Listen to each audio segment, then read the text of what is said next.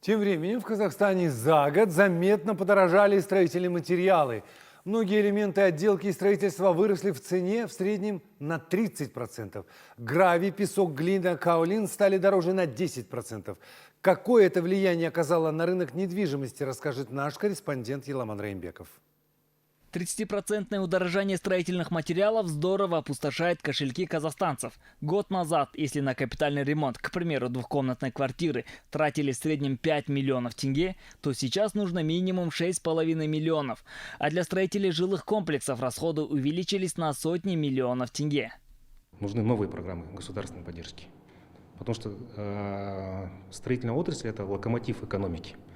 Одно рабочее место на строительной площадке – это 7 рабочих в сопутствующих отраслях, в том числе в мебели, в строительных материалах. Поэтому здесь нужна госпрограмма по поддержке именно как строительной отрасли, так и покупательской способности. Каждое повышение стройматериалов взвинчивает прайс за квадратный метр. Поэтому и цены на квартиры подорожали как минимум на треть. А ипотечными программами воспользоваться крайне сложно. Ранее мне накоплений хватало на самом деле на двухкомнатную квартиру в неплохом районе. Сейчас этого достаточно только на однокомнатную квартиру, соответственно, меньше квадратура и не в том районе, где хотелось бы. Изменить условия ипотечных программ призывают и депутаты парламента. Предлагают снять лимит по программе 7-20-25 и снизить первоначальный взнос с 50 до 10% по программе ЖАС Отпаса. Еламан Райымбеков, Влад Шишко, Информбюро.